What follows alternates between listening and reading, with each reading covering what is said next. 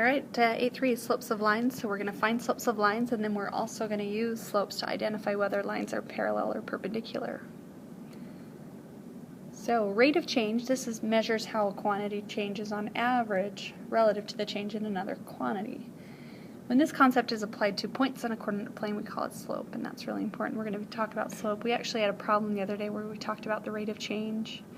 It was given to you in a table.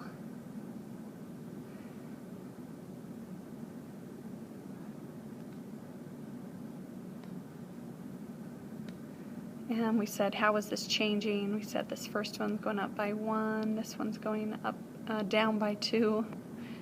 So we said that the rate is -2/1. If we flip this table on its side, it would still give you the same idea. So if we flipped it on its side, it would look something like this. 1, 2, 3, 8, 6, 4. So again, you're changing by 1 here, and here you're subtracting 2. So our rate is still -2/1. Okay, we have various ways to describe slope. We can say it's the change in the y coordinates over the change in the x coordinates. The other day I talked about it as a delta y. That's our change in our y's over our delta x, our change in our x's. It's also known as rise over run. That's probably the most common definition. We can use a formula to describe it, y1 minus y2 over x1 minus x2.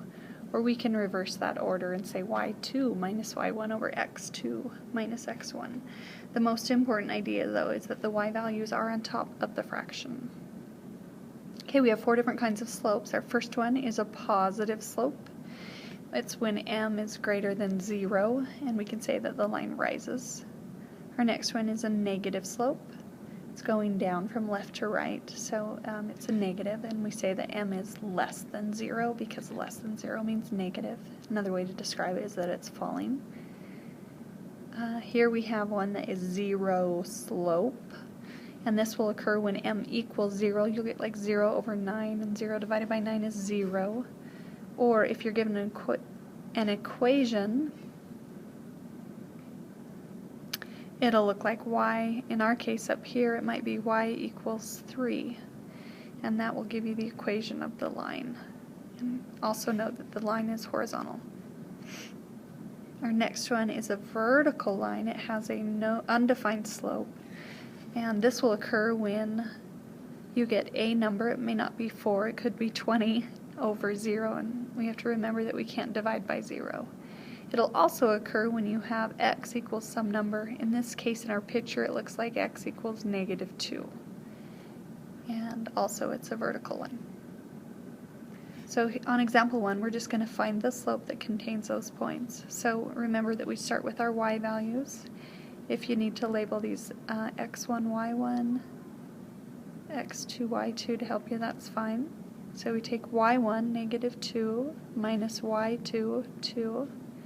Because we started with that y1, we're going to start with the x1, -3, and subtract a -2. Or sorry, a -1. When you subtract a -1, it becomes minus a negative, so that's plus 1. And we're going to simplify that. -2 minus 2 is -4. And -3 plus 1 is -2. And that reduces to give you 2, or 2/1. Parallel, these are lines that have the same slope but different y-intercepts. They're lines that never cross or intersect, and they're also lines that are the same distance apart. So I have a graph here. These lines, first of all, you want to notice that they have different intercepts. They cross at different points on the y-axis. They change at the same rate, and also that if we were to measure the distance between the two lines, that anywhere where we chose that those distances would be the same, and that's what it means to be equidistant. Perpendicular, these are lines that intersect at one point. They also they have negative reciprocal slopes. That's really important. They also form a right angle when they intersect. So if I have this line, it would intersect this line so that a right angle was formed.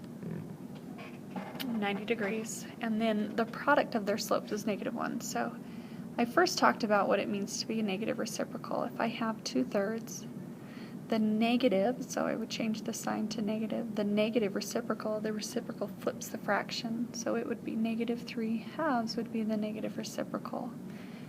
I also took 4. If I flip 4, it becomes 1/4, and change the sign, I get negative 1/4. If I have negative 1 and I flip negative 1 and change the sign, it'll become positive, and a 1 over 1 will still remain a 1. If I have a 0 and I flip a 0, I get something divided by 0, which is undefined. So that will occur, I spelled that wrong, defined. That will occur when you have vertical and horizontal lines. So example 2 says, determine whether A, B, and CD are parallel, perpendicular, or neither. So to determine this, you're going to have to find the slope of the two lines. So I'm going to start by finding the slope of AB. We take the negative 5, the y1 minus y2 over x1 minus x2. Then we're going to simplify this to get negative 12 over negative 6. This reduces to 2. Then I'm also going to find the slope of CD. CD, we take y1 to minus a y2, which is a negative 2, so we actually get minus a negative to get plus 2, over x1 minus x2.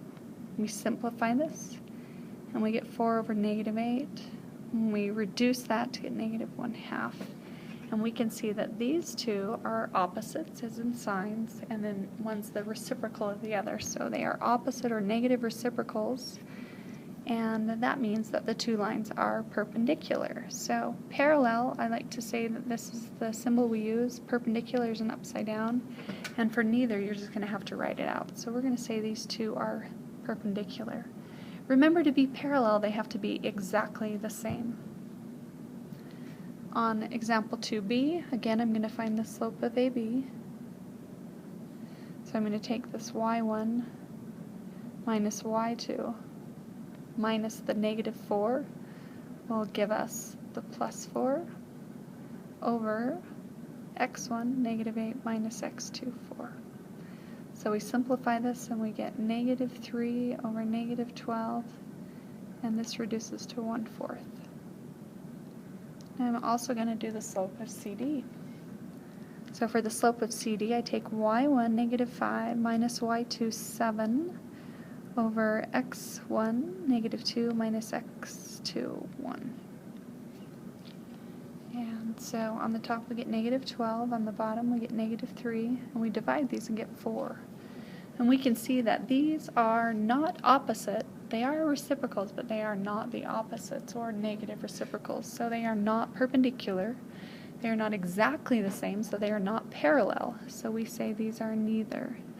And what will occur is that these two lines will eventually intersect.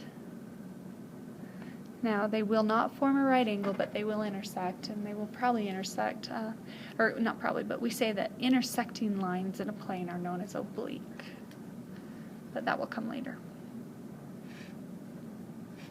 Example 3 says to graph the line that contains the point P and is perpendicular to JK. So I'm going to actually graph JK. So I've graphed the points J and K, then I'm going to draw the line through them. And then I'm going to graph the point negative 2, 1, which is P. And then it says here, graph a line that passes through P and is perpendicular to JK. So the first thing I'm going to identify is actually the slope of JK. And because we have the graph of it, we can just count. It's up to an over 5 from J to K. So then I actually want the slope that'll be perpendicular. Remember, we flipped that and changed the sign. So I'm going to start at P, and I'm going to go down 5 and over 2, and then construct the line that passes through that, and hopefully we will get a right angle there where those two lines intersect. You'll have other problems similar to that. They might ask you to construct a line that's parallel as well. Okay, that should help you with your 8-3 slopes of lines worksheet. Good luck.